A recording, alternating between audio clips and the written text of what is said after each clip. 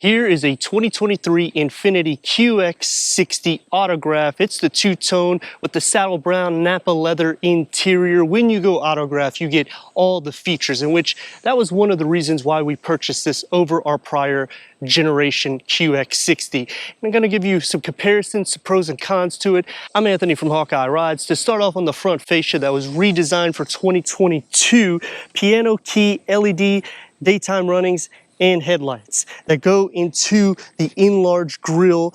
We didn't get to finish doing the blackout to it because it's been in the shop for a while. So we only got the top part. We're going to do the badging in the lower part, working into a non-functional side air curtain, which it would be nice that this was functional because it gives an athletic approach to the front, even though the clearance is under 7 inches. Front and rear parking sensors with a 360-degree reverse camera. The lower gets some paint inserts between the matte black. With the new Gen, there's a lot of matte black. I'm not a big fan of it because it turns like chalk in hotter environments.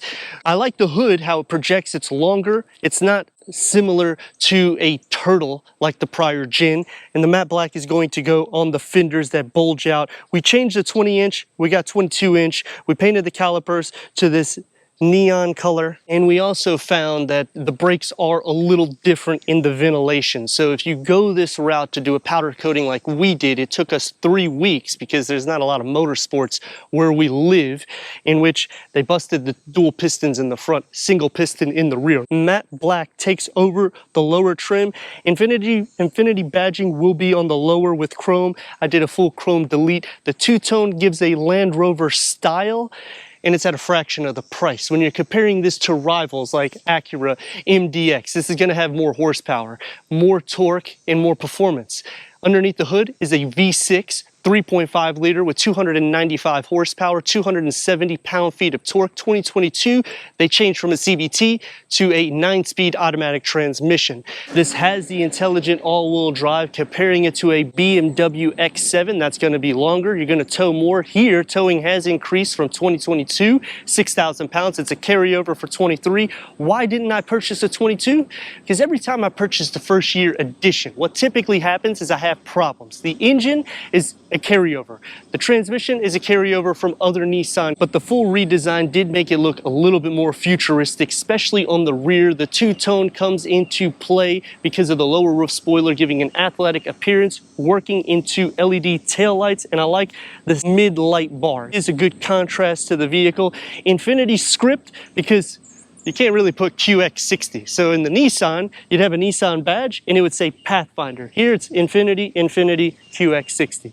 It's a little bit of a twist. The lower gets some fake exhaust outlets that's going to be painted the same color. This is something that we wanted to do a blackout too, but we're still kind of considering it because I think it's a bit of an eyesore, especially because of all this matte black that's surrounding the whole vehicle. It gives a rugged look, but it would be nice if it was the piano black or the obsidian black that's on the top. The roof rails can hold nearly 200 pounds, and we have a kick to open or power tailgate.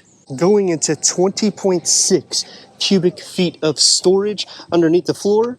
You have a divider, which I've taken out so you can see how deep the storage box is, with a 12 volt. These seats will split fold electronically, but to put them down, you just flop them like this at a 60-40 split, increasing cargo to 48.7 cubic feet. Fold down the captain's seats and now increase cargo to over 80 cubic feet. This will be less than the first Gen, and the way the opening is to it, it's more of a coupe design. This is still a V6. Let's go inside, start up so you can hear that exhaust.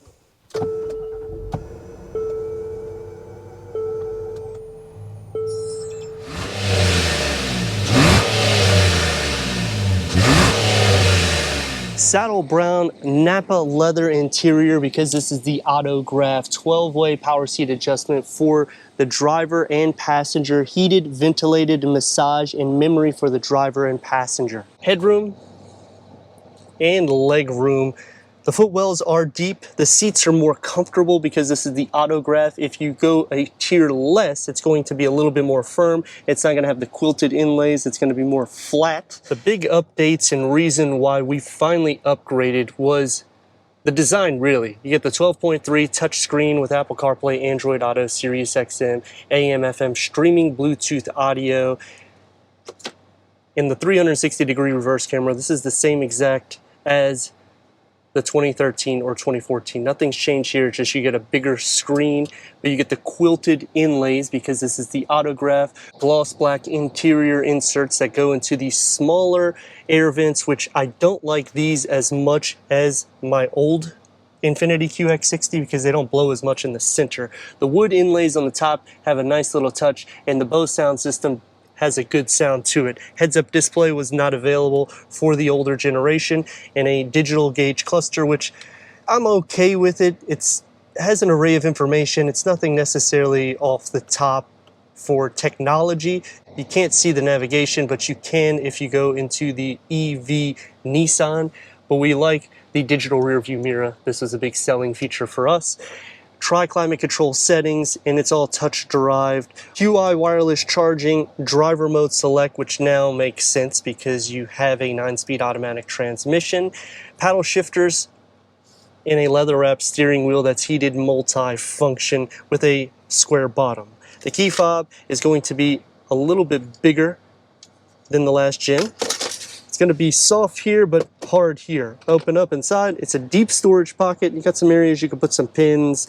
You can put a pin here and some more cards with a pass-through, which was another big selling point for us because of storage capacity. The door panels more or less integrated together, except you don't get the quilted or the contrast stitching up here, which I would have liked to see that. The wood inlays, it's going to be soft pretty much everywhere, which is a nice point to it, and we do like the Bose sound system that comes out with about 3 or 4 16.9 ounce bottles you can fit. The panel moonroof only goes to the second row. For the second row, headroom is actually going to be less than it will be for the prior gen. Leg space is just as good because these seats move up and down.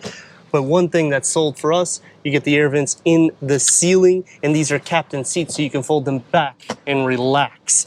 You have a removable storage tray here, which we just leave it. You can fit some bottles and your third climate control, USB ports, home plug, heated rear seats, storage behind both of the front seats. Manual sunshades, which I would have liked to see power because of the price. The same materials come into the back as in the front, except you only have about 2 bottle holders in the door panel. Easy access to the third row, one push, slides forward. You can slide it if you need to more.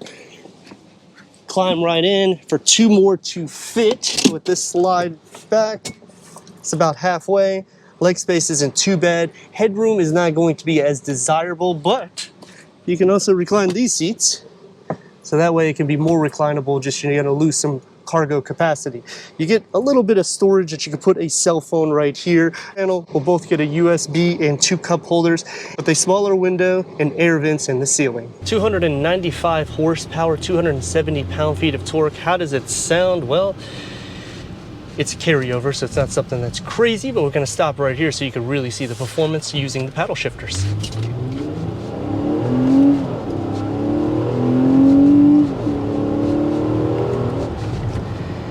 Now, you don't buy this vehicle for performance numbers, but what you do buy it for is the luxury appointed amenities that you get, and which is why I personally bought this vehicle. The styling to it on the exterior has some good cues to it that make it stand out, especially if you pay what we paid for this vehicle, which was nearly $70,000. Now, I know you're probably thinking that's a lot of money for an Infiniti, and it is. That's why I showed the different invoices from the increase, because this is our third Infiniti QX60. I did look at the Acura MDX. It's less performance numbers than this unless you go to the Type S, in which you're spending $80,000, $90,000. The problem with the MDX, no touchscreen infotainment, was a big turnoff for me. We get massage seats here, so it's going to be the same. You're going to get a little bit more power seat adjustments there, but to go $80,000, $90,000 for 300 plus horsepower, you might as well go to the BMW X7, and then you're starting to go to $90,000 to $100,000. So that's why we chose this vehicle, because the sound deadening is about 20 to 30% better, and for a 20 model, if you have that, it's still going to be about 15 to 20% better, even with these upgraded wheels that we put on it. The ride does change when you put 22-inch wheels, and next time, or if we trade this, we're going to put forged wheels so they're lighter weight. Therefore, it doesn't feel as heavy, because the pedal does feel heavy in this compared to the 14 model. Now it's a CVT. When you go to 9-speed automatic transmission, it should feel a lot more quicker, but it doesn't feel like that. It just feels kind of like a bus going forward.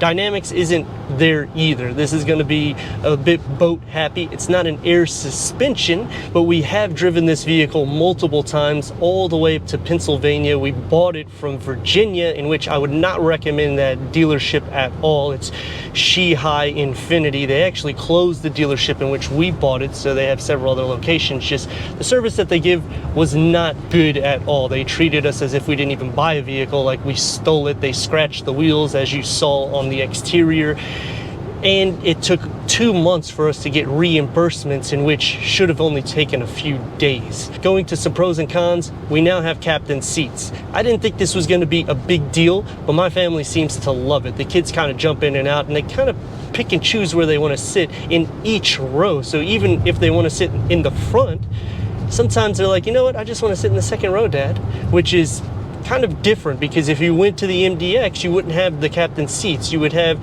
where the seat comes out, but then you have to leave it in your garage because they don't give you a storage like they do in the Pilot. So there's some negatives for the MDX there.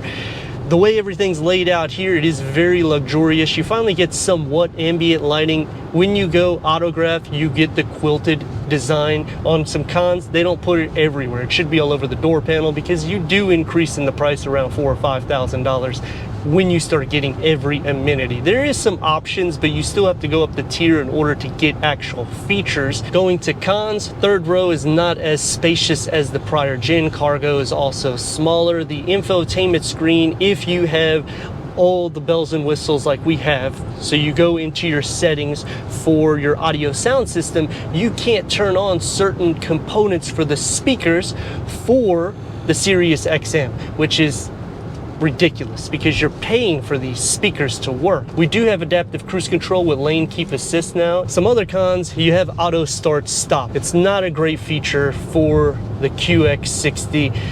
You feel a hard stop. If you drive the car hard enough, it will not engage, or you can just simply push the button. So I like that the button's accessible, and we have a pass-through. A total of 10 cup and bottle holders, or 4 bottle holders throughout the interior. I like that they're giving you enough storage. As for the steering, it's going to be pretty light. It's going to be a little bit more heavy because of the tire setup that we have, and you will feel a little bit more of the imperfections, and the road nose will filter in a little bit more so when you upgrade to this. But if you don't really deck out the QX60, I feel it just looks similar to a rental car, depending on the colors that you get. Some of the colors do pop, and the wheel design is okay if they would have changed it to like a glossy color, or maybe give us like a 5 or 6 spoke. It would be a little bit more desirable. Overall, I'm a big fan of Infiniti. I think they're great cars for longevity. My CVT lasted over 170,000 miles for a 2014 model. Never had an issue when I traded it. It still didn't show anything on any of the gauges stating that the CVT was going bad. Why did we get rid of it? Well, 10 years old nearly. This is a huge difference in the sense of technology, and massage seats was something that I really wanted because we do travel quite a bit. So if you're in the price category around $60,000 to $70,000, this is definitely a great vehicle to entertain, because anything that's going to be relatively close to this is going to be probably $10,000 to $20,000 more. But let me know your thoughts in the comments, and if you're new to the channel, consider subscribing. Check out the next video, merchandise website, and Instagram. Leave a comment and a like.